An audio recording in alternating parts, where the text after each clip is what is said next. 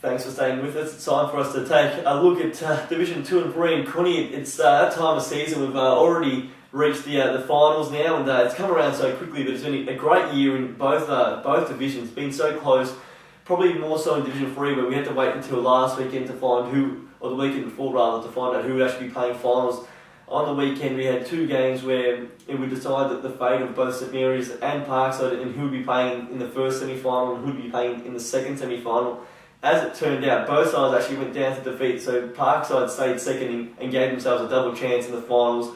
A big result there, but they are in the greatest form, and it's pretty interesting now they come up against South Morang, who on the weekend really won convincingly against St Mary's, and the game was a real danger, not only for obviously with South Morang having nothing to play for, St Mary's having such a big day for their club where they opened up their new ground and their new club rooms, but also for the fact that St Mary's really had to win, and South Morang, as I said, really didn't have too much to play for. But the Lions just showing how proud they are as a club, and I guess you don't really want to be tampering with your form going into that first week of finals.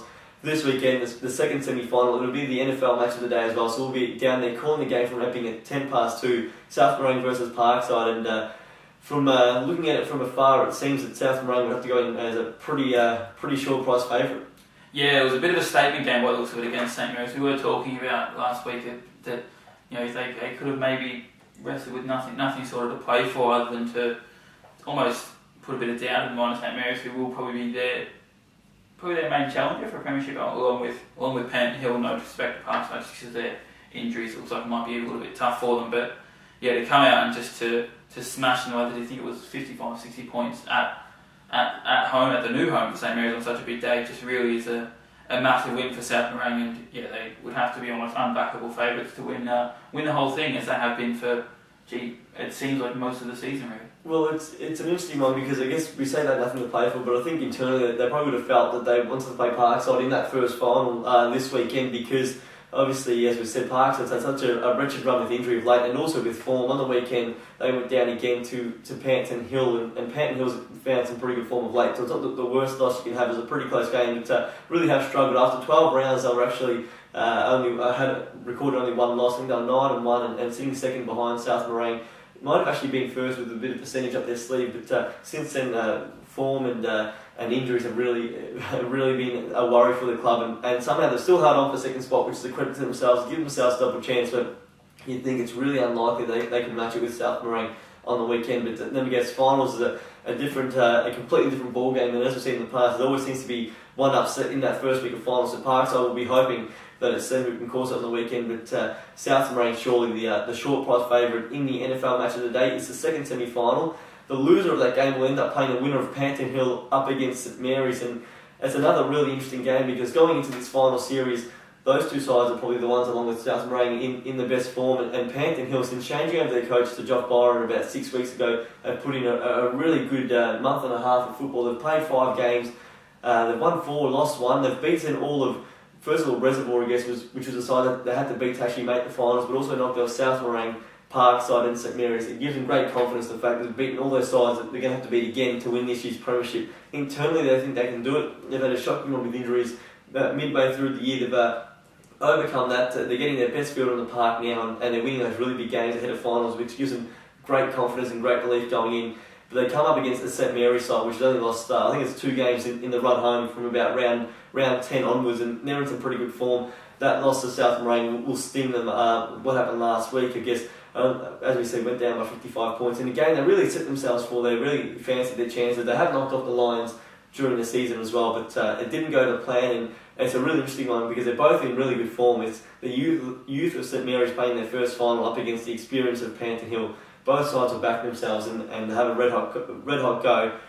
I think a lot of pundits are jumping onto the Panton Hill bandwagon, won a lot of games of late, and probably deserve to have a lot of people fancying them, but I reckon there's a reason why St Mary's was sitting second only 2 weeks ago. They've only had that one loss since then, and Parkside jumped in on top of them, given the fact that St Mary's had to have the bye, and I reckon they're in some pretty good form, and I think, as I said, there's a reason why they sat second for a good part of the second half of the year, and I'm going to go with the youngsters in this weekend's match. Yeah, they've been a fantastic story all year, St Mary's, which has been one of the highlights of the entire comp, not just Division 3, to see how well they've turned it around from last year. Obviously in their only second year of the comp, and as we say, almost every week the fact that the probably two best sides were the last two sides in Division 3 a season ago, so it's obviously fantastic. But gee, they'd be a little bit almost cursing their luck a little bit to not get second spot because as you said, with Parkside's injuries, Penton Hill and St Mary's are probably the second and third best sides in the finals. So, and I think just on form, Penton Hill will really challenge St Mary's. But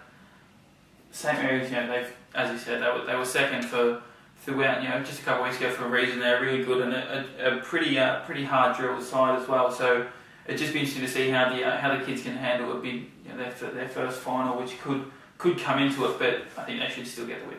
I guess with a lot of finals, that first quarter really sets the tone. It'll be interesting to see. The intensity is going to be red hot, I reckon, and it's going to be a hard footy to get a hold of. And whoever, I guess, copes best with that first quarter, I reckon, will be the one who comes away with it. But I mean, at the end of the day, they have played each other 3 times this year. Penton Hill leads at 2 wins to 1, but St Mary's did the win last time around, which was only going back to round 17, so not too long ago. And I think they'll bank on that experience, but I reckon both sides will give themselves every chance of winning that one.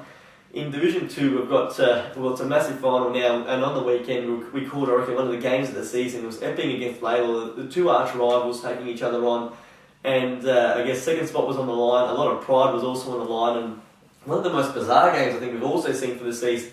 Epping jumped out in the first quarter, kicked the first 7 goals, led by 36 points at quarter time, and I think really should have led by probably as much as 9 goals, blew a few chances and probably a few wasted opportunities going forward as well. In the second quarter, it was a complete reversal. Lalor actually had levelled the scores at half time and probably should have been in front, but for a pretty simple miss by Tim Murphy, and one he would have fancied himself to do better on. And from there, we had a really good second half as well, where Lalor got the jump in the third quarter, led by 14 points at 3/4 time, and looked to have the game won with about 10 minutes to go, but they still had that similar margin. But Epping just came home with a bang, kicked the final 5 goals in 10 minutes of footy. And Jared Ting almost just willed the side over the line. He was fantastic. A few great passages of play, but for two sides who I guess such big rivals, a massive game. And in the end, it consigns Lalor to the first semi-final this weekend against Diamond Creek. A game they probably go in as favourites, but you never want to be in I guess a sudden death final with when you had the chance of being, I guess, in that second semi-final, and a chance to progress straight to the grand final. Yeah, and especially for Lalor, I'd be a little bit annoyed at the fact that Big Peter Shepherd had a shot with about 15 minutes gone in the fourth quarter, would have put him up by just under 4 goals, and he didn't kick it. He was really good all day though, but he didn't drill that one, and then obviously Epping were able to run over the top, and the goal from Matty Garland again was probably one of the best passes of play we've seen all year to get a goal. So that was fantastic to see. But Diamond Creek just showed they're probably a little bit off the mark still with a tough loss, I guess you could say, to Lower Plenty, who just flexed their muscles again to show why they've been on top of the comp for pretty much most of the year. Obviously, except for that one slip up against Lalor. But I think the Bloods should probably be too good for Diamond Creek, which will set up. Then you'll have the 3 best sides who obviously have been. Arguably, you could pick any of them at the moment to be the best side on form. Obviously, they'll put in the slight edge, but should be a fantastic finals. Well, Diamond Creek has played sides inside the top 4 8 times this season and come away with just a 1 win, which was against Epping just a few weeks ago. They won that game by 2 goals, and you just felt that they were coming good at the right time of the year. The last 2 weeks have been really disappointing. They were beaten by Fitzroy Stars. They gave a 6-goal jump in the first quarter and weren't able to run that down. And then last weekend against Lower Plenty, went down by 58 points and were comfortably beaten. Played Lalor twice this year, and both times the Bloods got the win, despite the fact that the Creek has actually led by 3 goals in both games. So they're going to give themselves every chance. Last time around, they led by 4 goals at half time, and in the end, injury just took its toll, and Lalor ran over the top at Sydney Crescent Reserve. But a Lalor side which has sat inside the top 2 for most of the year would really fancy their chances. They'll be obviously so disappointed they didn't get a double chance this year, and so much to play for them. And if they play anything like they did in those middle 2 quarters, I don't think they'll be that Diamond Creek will be able to stop them. But at the same time, when you look at the fact that they conceded 7 goals in the first 20 minutes, 5 in the last 10, it's 12 goals in half an hour of footy, and they can't afford those lapses. But you just think that from what we've seen this year, they've been such a good side, and you really would think they'll be playing the preliminary final in 2 weeks' time. The other preliminary final, second semi-final rather, will be between Lower Plenty and Epping. They won't be playing this weekend, but in a fortnight time, of course, the Division 2 final series is staggered this weekend to ensure that we have 3 grand finals across 3 different weeks. But just looking at it from afar, Epping was fantastic in the weekend. They've had a great run home, but Lower Plenty, you just can't tip against them because they've barely put a wrong all year. They've lost one game for the entire season against Laylaw, and since then have been pretty much untouchable. Yeah, obviously we'll look at it a bit more next week when it's closer on, but yeah, you'd think that as good as Epping have been, and they've really pushed Lower Plenty times here, especially the last encounter, they went down by the 15-16 points. But yeah, Lower Plenty, they've earned all year the favouritism until someone actually can step up and knock them off. Whether Epping can do it is a little bit of congestion. They've been pretty good, but yeah, you can't go against the best. In Division 2, it's shaping as, I guess, the final series for the tall forwards. Every club has a big informed key forward, and you see it. Diamond Creek's got Brent Gunnison, who's kicked 69 goals for the year. Peter Shepherd fell just 7 short of a century, 93 goals, and on the weekend showed how unselfish he is as well. A few times could have had a shot and passed them off to a player in better position. I reckon he had 3 or 4 goal assists as well as the 3 goals he kicked. Aaron Willits on the weekend missed a couple of shots early in the game, but in the dying stage, takes that big pack mark, puts his and then kicks the goal from a tight angle to put his side in front for the first time during the second half. And then at Lower Plenty, of course, you know what Ben Gill and Darcy Barton can do. So I reckon whichever one of those key forwards has the biggest impact on the final series, I reckon will pretty much just drag their side over the line. It's shaping as an absolute beauty in Division 2, and I reckon Diamond Creek will give themselves every chance. I can't really see them winning 3 finals to win the premiership, but I reckon any one of Epping, Laylaw and Lower Plenty are really going to fancy their chances, and they don't really like each other either, so I reckon we're in for a pretty feisty final series, and it all starts this weekend at Preston, of course, at 2:10 when Laylaw takes on Diamond Creek, and in Division 3, I didn't mention before, but the first semi-final between Panton Hill and St Mary's will be the early game at 1:10, kicking off at the top oval at Epping, and as I did mention before, 2:10 on the main ground we'll see South Morang take on Parkside. So make sure you do get around to a final. All the prices will be up on the website, so do have a look there, and of course make sure, as I said, you either get down to a Division 2 or 3 game or a Division 1 game. It's a massive weekend for the NFL. It's been a fantastic year. Quinny rather than called Seats there, but I'm really looking forward to it because we had such a good home and away season. It's one of the most competitive we've seen yet, and if the footy is anything like what we've seen for the first 4 months of the season, I reckon we're in for a pretty good final series.